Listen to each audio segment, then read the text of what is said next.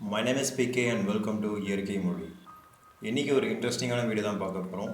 மாடி தோட்டத்தில் இருக்க பழமரங்களை நம்ம பராமரிக்கிறதுல முக்கியமாக நம்ம கவனிக்க வேண்டிய ஒரு ஸ்டெப். இந்த மாடி தோட்டத்தில் பழமரங்கள் வளர்க்குறத பற்றி நான் ஆல்ரெடி ஒரு இண்டிவிஜுவலாக ஒரு வீடியோ கொடுத்துருக்கேன். மாடி தோட்டத்தில் எப்படி நம்ம பழமரங்களை வளர்க்கலாம், என்ன மாதிரியான க்ரோ பேக் யூஸ் பண்ணலாம், மண் கலவை அண்ட் என்ன மாதிரியான செடிகள்லாம் நம்ம வாங்கி வைக்கலான்றதை பற்றின ஒரு டீட்டெயில்டு வீடியோ நான் ஆல்ரெடி கொடுத்துருக்கேன். அந்த வீடியோக்கான லிங்க்கை நான் டிஸ்கிரிப்ஷனில் கொடுக்குறேன், மறக்காமல் செக் பண்ணி பாருங்கள். அண்ட் இன்றைக்கி வீடியோவில் இந்த பராமரிப்பில் ரொம்ப முக்கியமான ஒரு ஸ்டெப்பான கவாத்து பண்ணுறது அண்ட் அதனுடைய முக்கியத்துவங்கள் என்னன்றதை பற்றி தான் நம்ம பார்க்க போகிறோம்.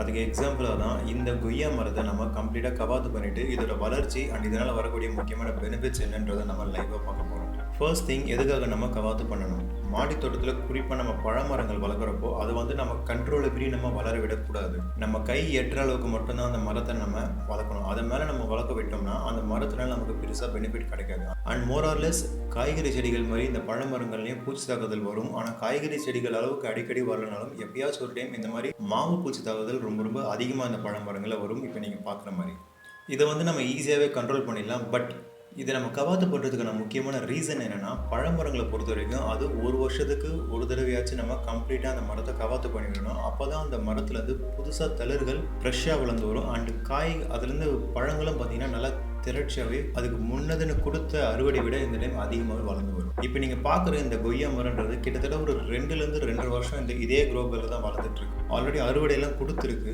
இப்போ பார்த்தீங்கன்னா இந்த மரம் கொஞ்சம் லைட்டாக டல் அடிக்க ஆரம்பிச்சிச்சு. பிகாஸ் அந்த மரத்தில் பூச்சி தகுதலாக இருக்கட்டும், இல்லை அந்த மண் கலவில் இருக்கக்கூடிய நியூட்ரிஷனாக இருக்கட்டும், எல்லாமே பார்த்தீங்கன்னா கொஞ்சம் ஆஃப் பிளேட்டடாக இருக்குது. ஸோ இதை நம்ம ஃபிக்ஸ் பண்ணுறதுக்கு ஃபர்ஸ்ட் நம்ம என்ன பண்ணணும்னா, இந்த மரத்தில் இருக்க இலைகள் கிளைகள் அதாச்சும் இந்த சைட் பிரான்ச்சஸில் இருக்க எல்லாத்தையுமே நம்ம கம்ப்ளீட்டாக ப்ரூன் டவுன் பண்ணணும். ப்ரூன் டவுன் பண்ணுறதுனா ஜஸ்ட்டு கொஞ்சமாக அந்த இலைகள் அந்த மாதிரிலாம் கட் பண்ணக்கூடாது. கம்ப்ளீட்டாக கிட்டத்தட்ட இந்த மரத்துக்கு ஒரு மொட்டை அடிக்கிற மாதிரி நம்ம எல்லாத்தையுமே வழித்து எடுத்துடணும்.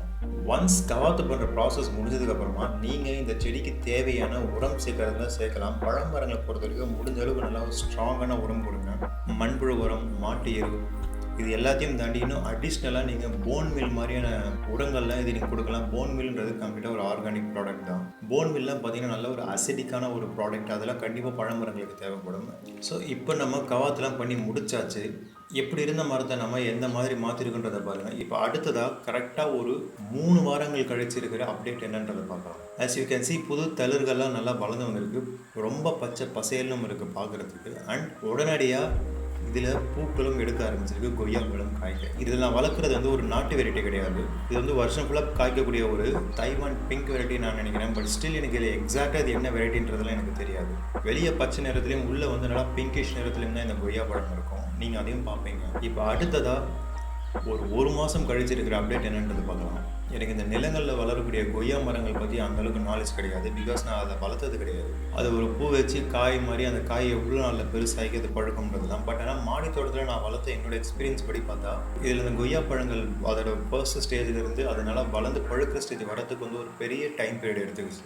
இப்போ நீங்கள் பார்க்குறது கிட்டத்தட்ட அந்த பூக்கள் வச்சதுலேருந்து ஒரு மாதம் கழிச்சிருக்கு அப்டேட். கிட்டத்தட்ட மரம் ஃபுல்லாகவே காய் இருக்குது அண்ட் இன்னமும் அதிகமாக பூக்கள் எடுத்துக்கிட்டே இருக்குது. கவாத்து பண்ணதுலேருந்து நம்ம முதல் கொய்யா பழ அறுவடை இப்போ நம்ம எடுக்க போகிறோம். நீங்கள் மாடி தோட்டத்தில் வளர்க்குறீங்க அண்ட் என்ன வெரைட்டி வளர்க்குறீங்கிறத கொஞ்சம் கரெக்டாக பார்த்து வளர்க்கணும். ஏன்னா இப்போ நான் வளர்க்குற வெரைட்டியில் சைஸ் பெருசாகவே இந்த அளவு தான் வரும்.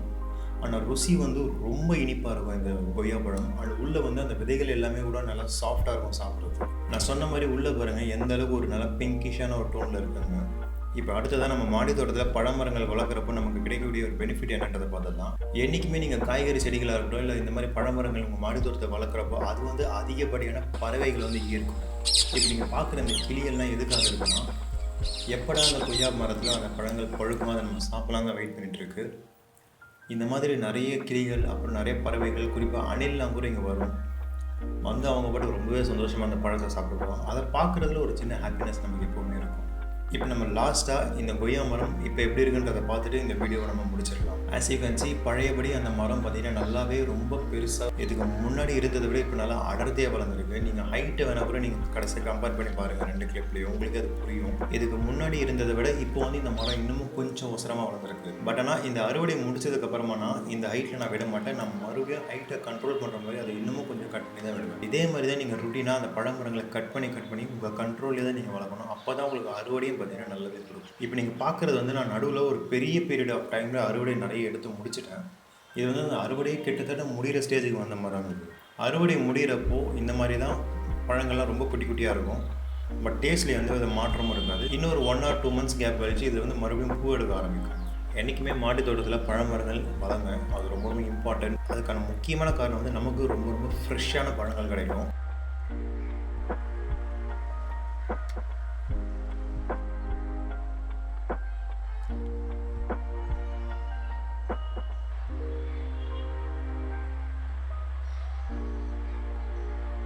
லாஸ்ட்டாக இந்த ஷார்ட்ஸ் வீடியோ மட்டும் காமிச்சிட்டு இந்த வீடியோ முடிச்சிடுறேன். I think that's it for this video. இன்னைக்கு வீடியோவில் ஒரு பழமரத்தை எப்படி நம்ம கவாத்து பண்ணுறது அண்ட் அதனால் வரக்கூடிய பெனிஃபிட் என்னன்றதை பார்த்துட்டோம். நம்ம அடுத்ததாக இன்னொரு வீடியோவில் பார்க்கலாம். Let's stay connected to create a better environment and thank you by PK.